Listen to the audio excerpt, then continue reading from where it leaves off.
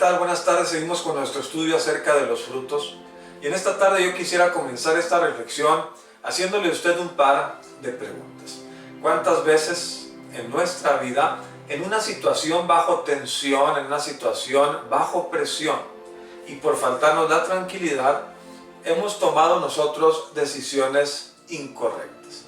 ¿Cuántas veces por obrar apresuradamente en una situación crítica de nuestras vidas y por faltarnos un momento de tranquilidad, hemos ido por el camino equivocado? Yo creo que en muchas de las ocasiones, si pudiéramos ya en tiempo futuro analizar esas decisiones equivocadas que hemos tomado, nos daremos cuenta que de haber tenido tranquilidad, que de haber tenido un momento de quietud, hubiéramos reaccionado de una manera muchísimo mejor.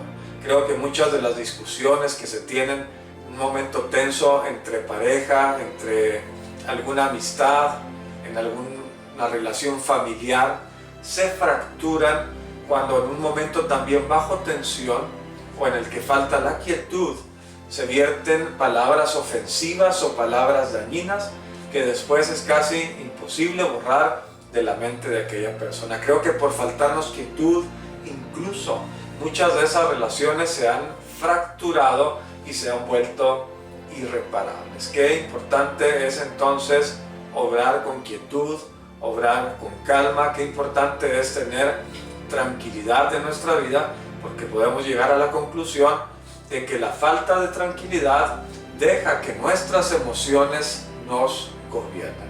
Y cuando mis emociones deciden por mí, regularmente todas estas decisiones o todos estos caminos que yo tome van a ser equivocados. Pero esto para nosotros los creyentes no tiene por qué ser así. La palabra de Dios habla en Gálatas capítulo 5, versículo 23, de un fruto que puede cambiar esto definitivamente en nuestras vidas. Créame que de dejar nosotros al Espíritu Santo obrar, que de darle la oportunidad, estas decisiones equivocadas, estas decisiones erróneas, estas decisiones apresuradas, estas palabras que a veces salen bruscamente, podrán ser erradicadas totalmente de nuestras vidas. Y quiero que vaya conmigo a Gálatas capítulo 5, versículo 23, para decirle que el fruto del que estamos hablando y que puede cambiar esto para siempre es la mansedumbre. Ahí en primera instancia, en ese versículo 23, aparece el fruto de la mansedumbre. Ya hemos estado hablando de otros que el apóstol Pablo enumera en estos versículos, pero este es bien importante por lo que nosotros acabamos de decir. Tiene y traerá bendiciones inimaginables para su vida, de permitir usted al Espíritu Santo de Dios que lo produzca dentro de su corazón. Ahora yo quiero darle la definición de mansedumbre. Hay veces las palabras cuando se traducen de otro idioma no alcanzan a reflejar todo el contenido o no alcanzan a reflejar lo que se estaba tratando de decir en el idioma original. Y mansedumbre es una palabra que en su idioma original significa apacibilidad. Precisamente es esa quietud de la que estamos hablando, esa apacibilidad, y que nosotros necesitamos en todo momento de nuestras vidas. Ahora, créame que no exagero cuando le digo que la mansedumbre es de los frutos más importantes que nosotros debemos añadir a nuestra vida espiritual. Incluso nuestro Señor Jesucristo, aunque por supuesto nosotros debemos imitarle en todas las cosas, de lo único que Él dijo que le imitáramos y que aprendiéramos de Él es de la mansedumbre y de la humildad. En Mateo capítulo 11, versículo 29, Él dijo: llevad mi yugo sobre vosotros y aprended de mí, que soy manso y humilde de corazón. Inclusive en su sermón más conocido, que está ahí en Mateo capítulo 5, en el versículo 5, una de esas famosas bienaventuranzas tiene que ver con los mansos. Bienaventurados o felices o dichosos los mansos, porque ellos recibirán la tierra por heredad. Así que de lo único que el Señor dijo, imítenme y aprendan de mí, a través de la observación de mi propia vida, fue de la mansedumbre. ¿Qué tanta importancia tendrá entonces la mansedumbre si el Señor se dio el tiempo para decirnos que la aprendiéramos de Él. Ahora es bien importante entonces observar la vida de nuestro Señor Jesucristo, y cuando usted lee la Escritura se va a dar cuenta que su vida estuvo impregnada de mansedumbre todo el tiempo, que lo que Él fue y el ejemplo que Él nos dejó en gran parte se debió a la mansedumbre que el Espíritu produjo en su propia vida,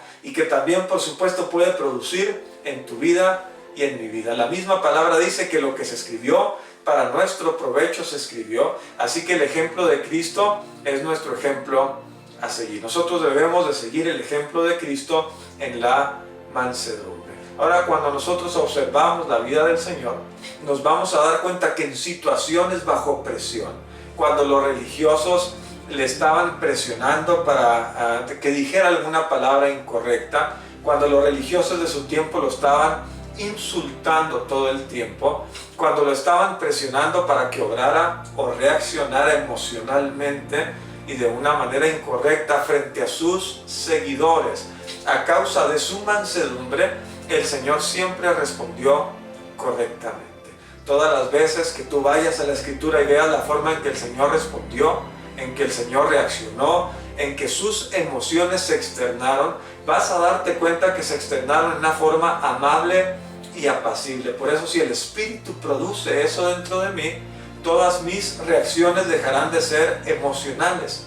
Esas emociones se podrán mantener por abajo, y entonces podré responder en toda situación con apacibilidad y con amabilidad, con mansedumbre. Imagina por un momento lo bendecida que serían nuestras vidas si en todo momento bajo presión nosotros pudiéramos presentar mansedumbre. Esa mansedumbre sería en tu vida como una barrera que detiene por un momento las emociones para que éstas no se externen. Es como un filtro que te da tiempo de razonar, que te da tiempo de pensar, que te da tiempo de estar calmado, para que entonces pueda salir lo mejor, una respuesta correcta, una reacción correcta y bendecidora para ti y para todas tus relaciones. Por eso el apóstol Pablo, cuando habla de relaciones con los demás dentro de la iglesia o de cualquier ámbito, siempre habla de la mansedumbre.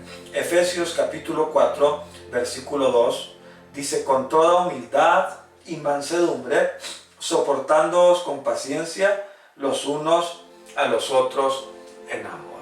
Si te fijas, para mantener la unidad, para mantener el vínculo, para soportarse, para soportar el carácter de los demás, para soportar todo lo que no es correcto en otros, yo necesito mansedumbre, y eso va a mejorar mis relaciones extraordinariamente. Por eso también el apóstol Santiago dice que el hombre que presenta mansedumbre es un hombre sabio.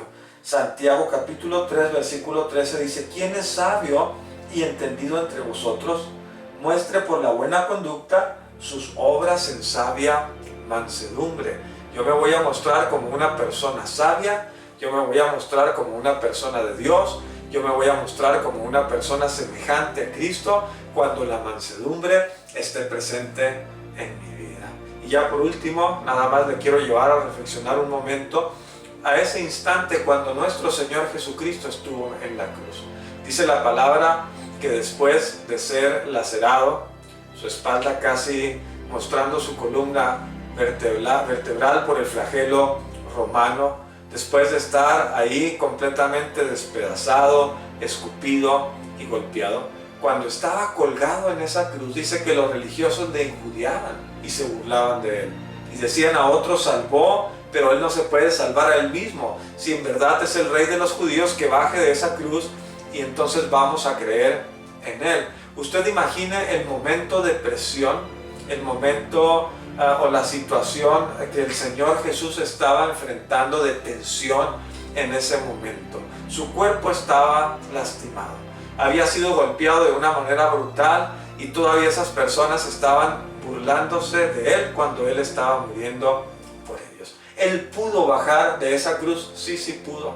Él pudo bajarse en el instante que quisiera, porque aún en esa cruz seguía siendo Dios. Pero su respuesta fue una respuesta mansa y amable. Enmudeció, y cuando habló fue para decir: Padre, perdónalos porque no saben lo que hacen. Fue la mansedumbre de Cristo, como Pablo la define, lo que lo mantuvo pegado a esa cruz, y por lo cual tú y yo podemos disfrutar de esa extraordinaria salvación en esta tarde. Y si en esta tarde le pedimos al Señor en el nombre de su Hijo que produzca en nosotros mansedumbre, entonces toda nuestra vida se va a ver impregnada de ella. Todas tus reacciones, todas tus emociones se van a mantener por debajo, todas tus relaciones van a ser bendecidas, y créeme que vas a disfrutar de una manera extraordinaria el poder tener quietud en los momentos de dificultad. Le vas a agradecer a Dios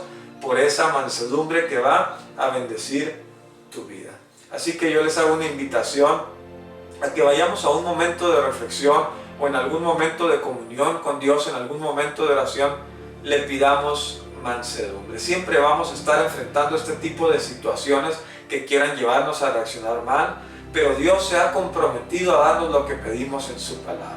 Él es un Padre bueno. Él dice, si ustedes siendo malos saben dar buenos regalos a sus hijos, buenas dádivas, cuánto más el Padre no dará buenas cosas a los que le pidan. Y todo, dijo nuestro Señor Jesucristo, lo que pidáis en oración, creyendo, lo recibiréis. Más cuando es algo conforme a la voluntad de Dios. Así que pidámosle a Dios mansedumbre y disfrutemos de sus bendiciones en nuestra vida. Le agradezco por su atención en esta tarde y hasta la próxima.